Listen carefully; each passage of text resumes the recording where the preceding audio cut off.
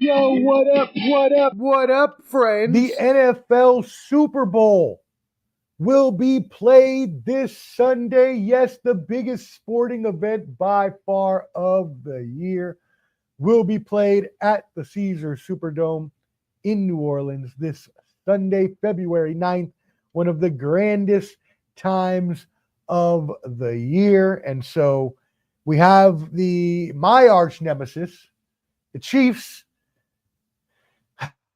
Kansas City Queefs, as I like to call them. Going for a three-peat. Patrick, don't call me Kermit Mahomes. One of the greatest quarterbacks ever. I know. I told you earlier when we talked LeBron, I'm a LeBron hater, but I recognize greatness. I can admit when there's greatness involved, and Patrick Mahomes is great and going to go down as one of the best quarterbacks and best NFL players of all time, hands down. Already. There's not even an argument to that at this point. So they're looking for a three-peat. I would say already, and this comes from someone who, my definition of a dynasty, I mentioned this before on the championship edition of Banter Brawls and Bravado with Mar, NFL insider Shane Peacher, Wildcard Mar, and oh shoot, I'm blanking on my man's name. Oh no, I'm blanking on my man's name from the Eagles. Oh no, I feel bad. I'm blanking on it. That was hold on. Oh, Cool McCain. I got it. Yep. Okay. Anyway, so Cool McCain. Shout out to those brothers. But on there, I said that in my definition, a dynasty is a team that has a sustained period of excellence, including winning 3 championships in a row, or 4 over 6 seasons, 5 over 7 seasons, right? A lot of championships in a short period of time. So for the Chiefs, being that they've already won multiple championships in a long period of sustained excellence, even though they don't have the three-peat yet, which is another usual requirement of mine, I like to see a three-peat at least, or something close to it. I consider them already to be a dynasty, even if they don't win this 3rd championship, but this would definitely solidify it. So Super Bowl LIX 59, as some of the people are calling out there, LIX, which is, I get it, just weird. I don't know, whatever. 2 teams that, do they really deserve it? No. But they drafted, in one case, one of the best quarterbacks ever. In another case, a very good quarterback. Built teams. Got, in one case, Andy Reid, Hall of Fame coach. In another case, very good coach, Nick Sirianni. Built teams, had success, built on that success, drafted well, made good free agent pickups. They don't deserve this. Neither one of these teams deserve this. But in life, there is no deserve. As they say, the rich get richer, the poor get poorer. The haves, they have more, and the have-nots will have not.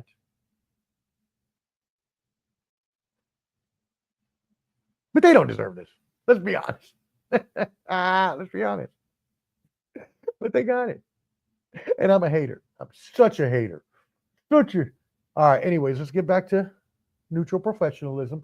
The Chiefs and the Eagles, they will play in Super Bowl 59. They last played in Super Bowl 57. This is a rematch from 3 years ago. A questionable pass interference call, if you will remember, helped propel Patrick Mahomes and the Chiefs to a narrow 3-point dramatic victory.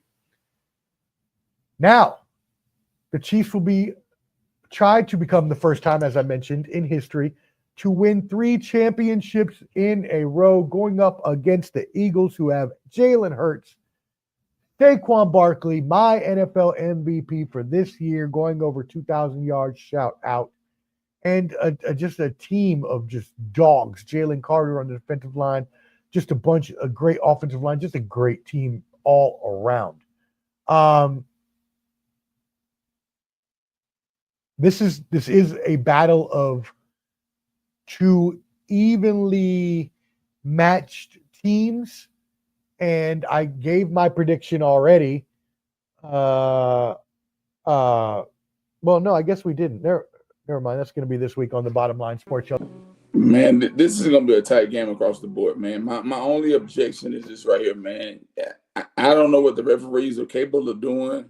Oh my! Because God. But here's the thing, Flo. We've seen a track record of what the NFL referees are capable of doing when it comes to Kansas City. I'm just calling a spade, man. You're not calling nothing a spade. You're calling a heart a spade. This has nothing to do with that. Plays made and missed every year. Those are just highlighted because they're Kansas City. You reneging, man. You say you reneging. You say you play a spade, you be reneging. Flo, you watch NFL every Sunday. Exactly. There's calls missed all the time. There's calls missed and made every game. That no one is perfect. That's great. That's tremendous. So besides the refs, give us some real analysis other than the refs are going to give the Chiefs the game. What are you talking about? I'm serious. Talk about I don't know. Talk about AJ Brown's Honda. All right. So when you look at Philadelphia as a team, when you look at Jalen Hurts as a decent quarterback, when you look at the run game is immaculate. Okay. Saquon Barkley, you look at AJ Brown. For me, the Philadelphia Eagles are the better team. They're well put together on both sides of the ball. In my heart, I feel that the Eagles are the better team. Okay, so what makes you think that? Because the Eagles had an easier path. Wouldn't you say they had an easier path? They had to play hell no. They played the Rams in a blizzard, and they played a up and coming spunky Commanders team. They didn't play the best of the best. You think all those teams that the listen to what I'm saying. You're not listening. You're not intercepting what I'm saying. Okay. I said this 3 or 4 weeks ago. Kansas City was the weakest team that went into the playoffs. The weakest AFC team that made it to the playoffs. You said that in the beginning of the playoffs, and they were the weakest team, dog. But they're in the Super Bowl, so you were wrong. You were wrong, Ken. You might be right here, but you're missing the point of what I'm saying. Okay, what are you saying? The refs carried them to the Super Bowl? Is that what you're saying? You know what time it is, man. Make it make sense. You know what time it is. You know what time it is. Are you serious? Omar, he know what time it is. Hey, call a spade a heart. He's calling a spade a heart. I'm telling you. He know what time it is, Omar. He know. He's turning it upside down, painting it red, and taking the little stem off. Watch the game Sunday. I want you to watch the game. I want you to watch play-by-play action to see what's up. Okay, and I'm going to get all the Eagles calls that were missed that were supposed to be called against the Eagles that didn't get called. All right. Okay. Canteen. God. Canteen. He said you hit him with you have 5 possible, but you call for 7. And you done reneged like a mug. Come on, bro. Hey, he said he said you done called for a Boston, but you only had 9 in your hand, sucker. Bro, come on, man. So what do you got? I mean, give us your pick then. What's your call?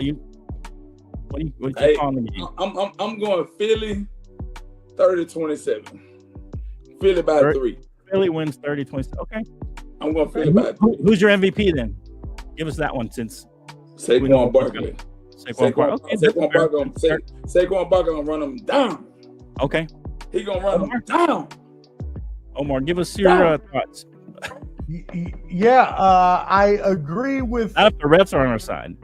I agree with Canteen's astute opinion, even though it took a. Hey, Omar! Wait.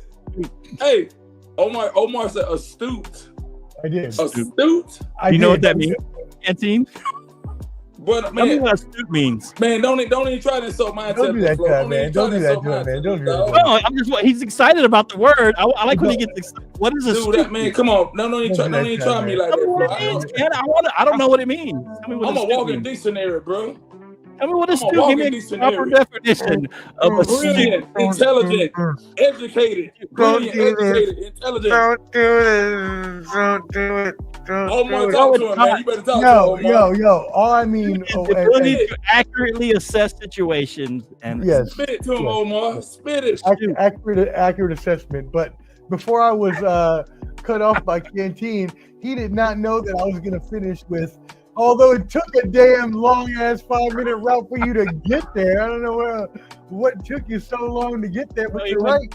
Saquon people are driving on the offense, Zach Vaughn on the defense. Two great pickups. The Philadelphia Eagles have been, aside from that early season pickup when people thought that Nick Sirianni and Jalen Hurts were, and Flo was one of the biggest. They're fighting. They're having so many problems. They're gonna break up in the middle. You're gonna show up here, and you're gonna. Man, I said Omar, real quick, let me say something to that. Even though maybe I was wrong, maybe they like chaos there. Maybe they like things to be chaotic, and maybe they thrive off chaos. That's possible. Sure. What did I tell you then? Which I will tell you. Okay, that's fair, but that's not usually how things work. And every coach have issues. Controlled chaos. That's it. They still have issues. Every quarterback and every head coach butt heads because their philosophies don't, for the most part, match at most times. But Brady and Belichick. Possibly. That could be a good. Yeah, and so I agree with that, and I agree with Saquon, right? Our MVP here on the Bottom Line Sports, Saquon Barkley. Saquon Barkley, man. I believe it. The Chiefs, they haven't scored over 30 points all year long till this last game. I'm gonna say. And where they barely eclipsed it. They won 17 games in a row now by one score. 17 games in a row by one score. That has to go the other way. Patrick Mahomes, he's the GOAT right now.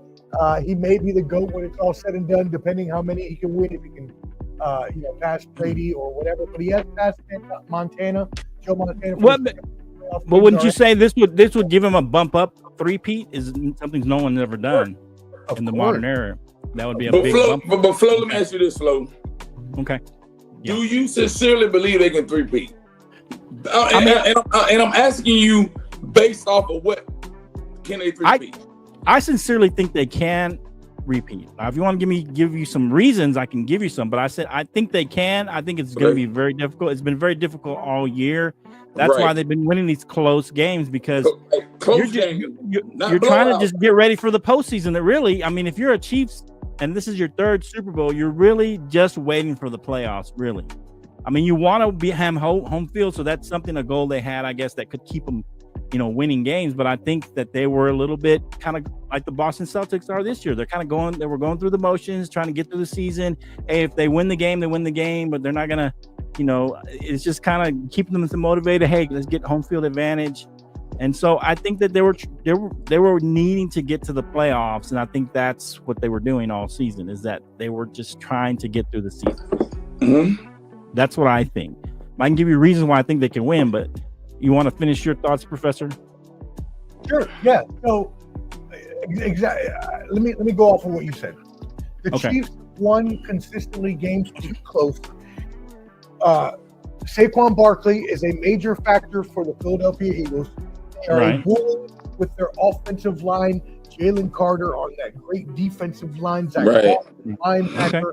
They forced 19 turnovers in their past 6 games, including their past 4 games. They've had 3+ turnovers each game. Remember my other stat, Jalen Hurts. And when he passes for under 184 yards, the Philadelphia Eagles are now 6-0 in the playoffs. So if you run the ball, control the clock, allow your defense to be a bully, your offensive line to be a bully, it is a recipe for success. And when the other team has not scored pretty much all season long, until the end of the season when they finally have one game against another high-scoring team, but not a team that has as good as a defense as Philadelphia?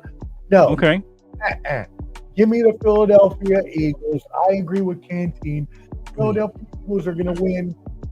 You know what? I was thinking 27, because this is what my thought process went. At first, I had 23-21 because I thought something fluky was going to happen. 3-point game. No, because at first I had 24-21. I did. But then I went to 23-21 because I was like, something crazy is going to happen. But then I said, you know what? That's too low of a score. I need to bump that up. Right. So I went to 27-24 Eagles. And now I'm thinking something fluky is going to happen, just as with Kansas City. Okay. I'm going 27-20. 27-25. How would this best work? That's a weird number. 25. Yeah, hold on. How would this best work? 27-20. You can get there. I mean, that would be a weird number, but that would be go with what you're thinking.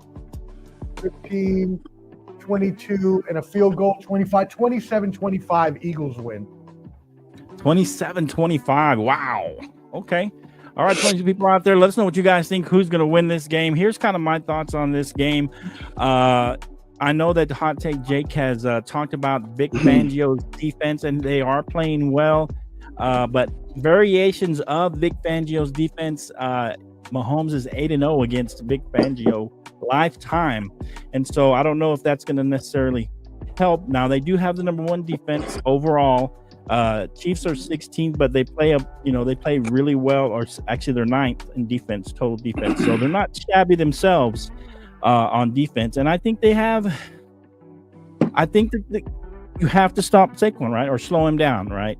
The Chiefs have not had, I think in the last, 18 playoff games, I believe, they haven't had a 100-yard rusher in that many games. So I'm not saying that the Eagles won't get 100 yards, but I'm saying maybe Saquon gets slowed down. I think he'll probably break 100. I think it'll be hard fought 100 yards, and I think Jalen will get some rushing yards as well.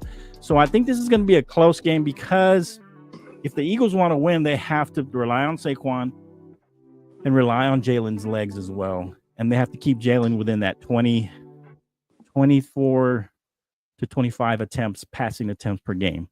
And I think they're not. Jalen is, if you look at the last few games, the outside has been his money, and they are not going to allow him to throw it to the outside. They're going to make him throw it to the middle of the field. That's his weakness. Yeah. That's Jalen's weakness, and they're going to try and slow down Saquon as much as they can. I don't think they're going to sell out per se. And we all know Spags has very exotic blitzes, and I don't know if Jalen is going to be able to decipher those. You saw that even Josh Allen could not decipher some of those weird defenses that they did with one blitz, corner blitz, that they hadn't done all season. So I'm expecting Spags to do something like that in key situations.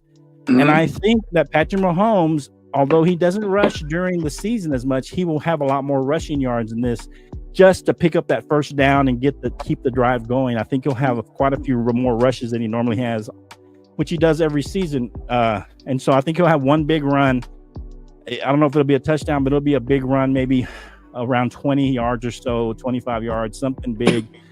He did that in the last Super Bowl, as you remember, on a bum ankle. And so I just think that they're going to do just enough to win this game.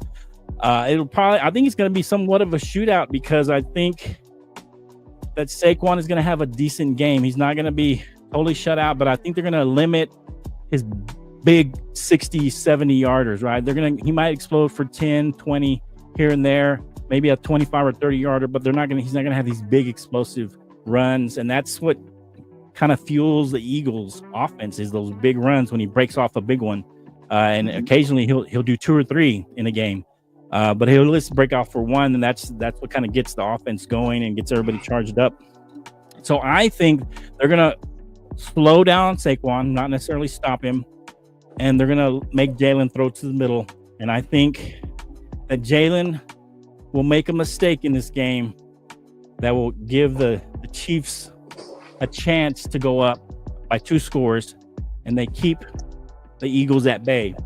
And they'll just go back and forth in scoring. I think the Chiefs will go by like 10, and then the Eagles will get a field goal, and then the Chiefs will get a field goal, and then then the Chiefs get a touchdown, then the Eagles get a touch. So they're kind of going to keep them at bay that way, and I think that they finally keep them off just long enough.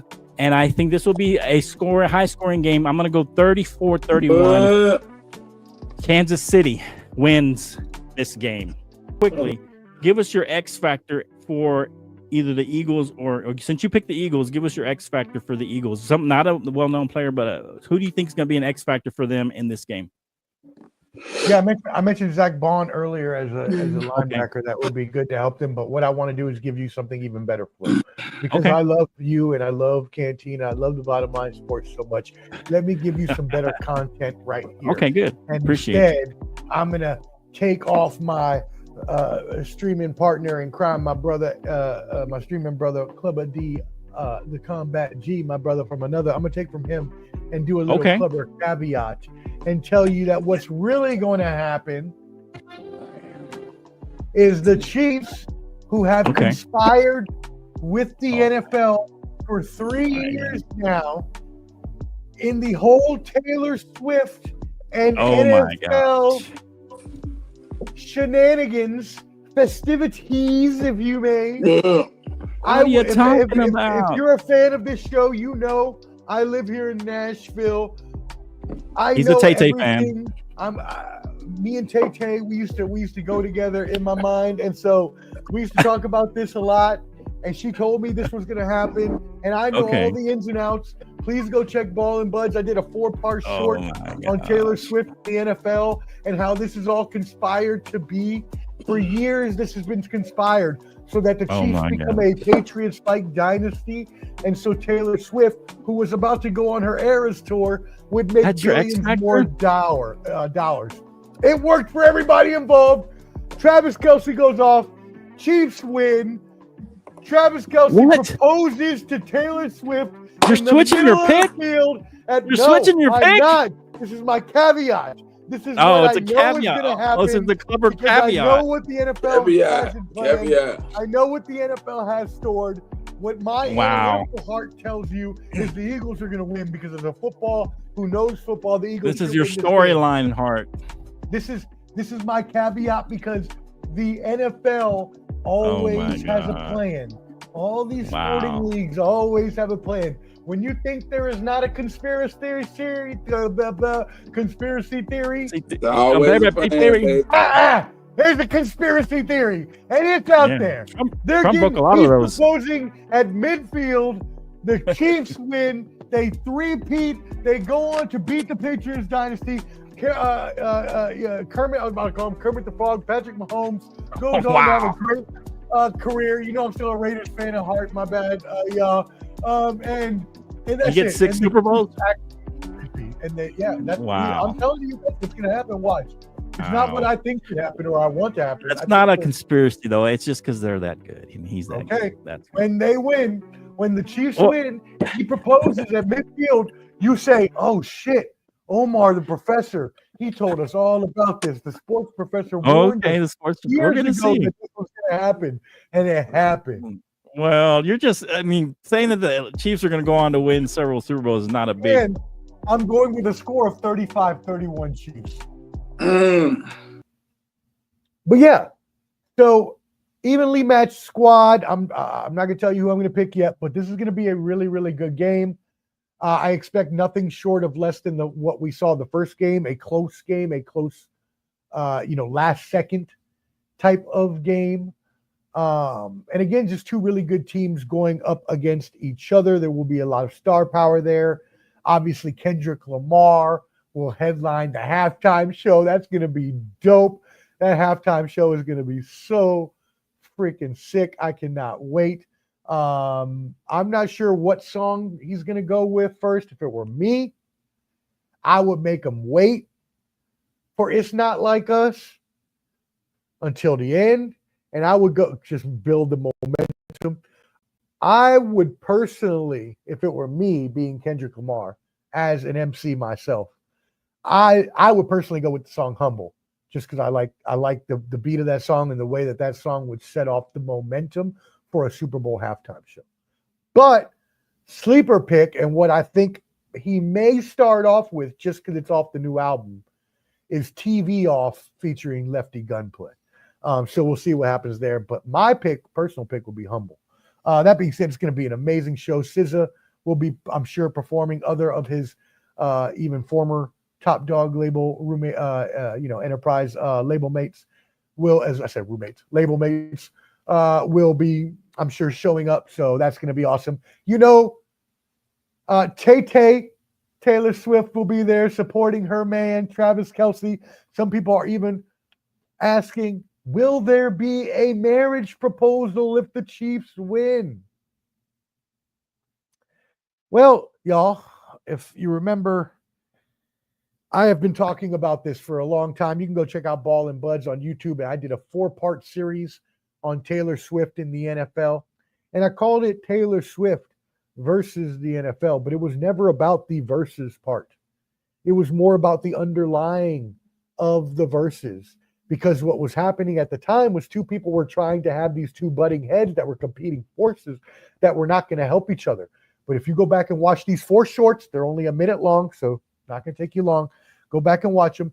I tell how this was all conspired to come about from the NFL and Taylor Swift's camp, and that this has all been conjured up and all been fabricated and premeditated since the beginning to not only boost up the Chiefs and all of their star power, Patrick Mahomes, Travis Kelce, have them be the next Andy Reid, the next Patriots dynasty, but as well boost up Taylor Swift, who at that time was just going on the Eras tour. Not that she needs a boost. She's the one really boosting the NFL in my eyes, but vice versa. They both get, obviously, there's a lot of Taylor Swift or NFL fans that also became Taylor Swift fans after she started following the NFL. So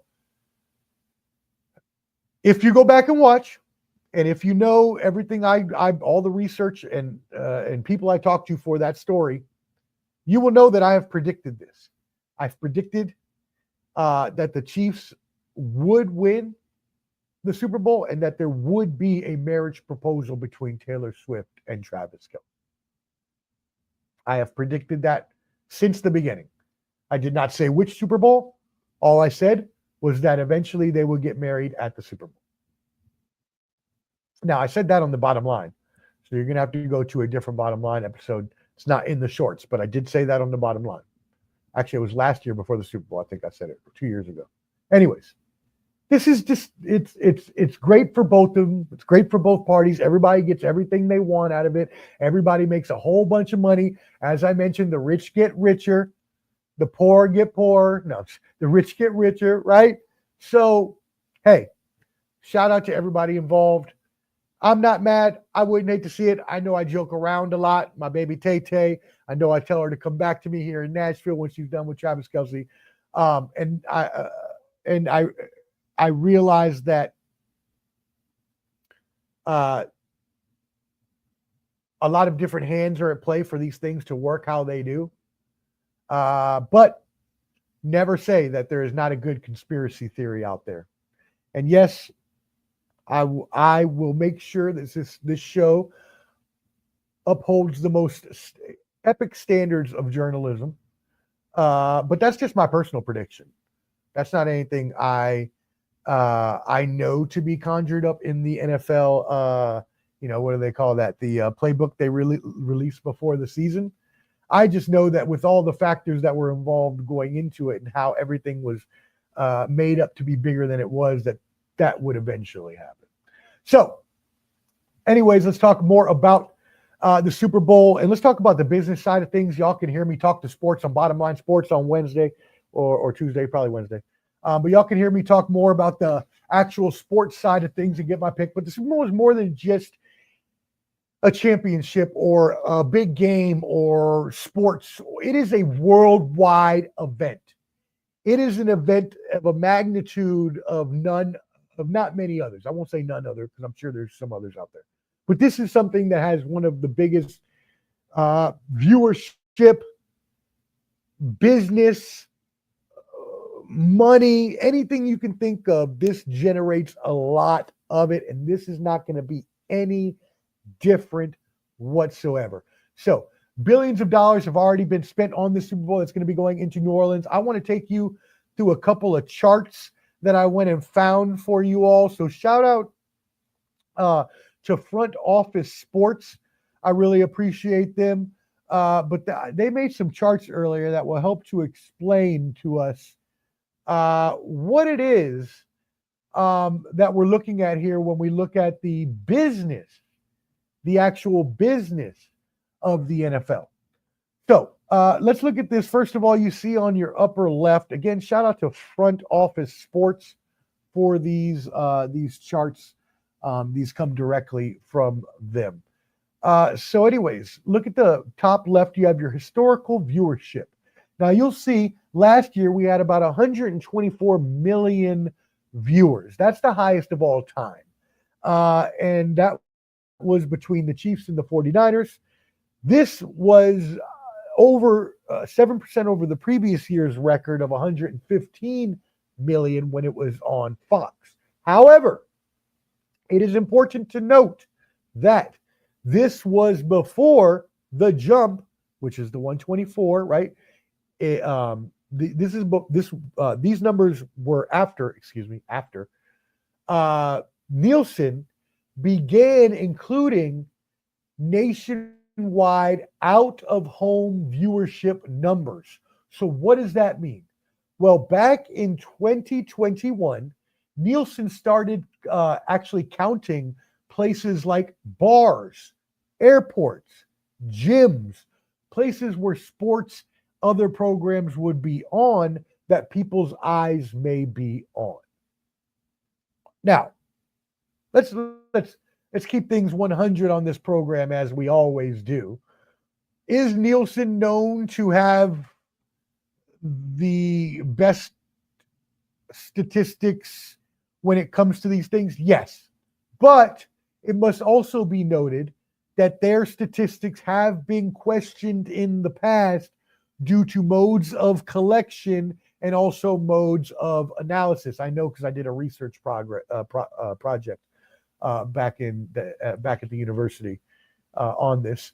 But for the most part, it's the best that we have, so we go with it. They are now not only counting those, but also they're counting outside of traditional over-the-air television. They're now going to be counting streaming services and simulcasts. Like last year, when they did Spanish language broadcast on Univision simulcast, they also did the SpongeBob simulcast on Nickelodeon. These are all now being counted as well as streaming services that may be streaming any games or other things. Nielsen finally started counting all of these things back in 2021, which is why you see the huge jump in viewership on that top left chart in the Super Bowl's numbers from year to year. This year, if you didn't know, Tubi will be streaming the NFL Super Bowl. Yes, Tubi, the one known for all of their different, I guess, I don't want to say crazy, maybe crazy movies, or not. I don't know why, not crazy movies, but I guess off the wall movies, abstract movies that were remade, but probably not as, you know what I mean? A feeling as to, man, the Super Bowl is really more than just a sporting event. It is a whole business. So again, shout out to Front Office Sports for those charts.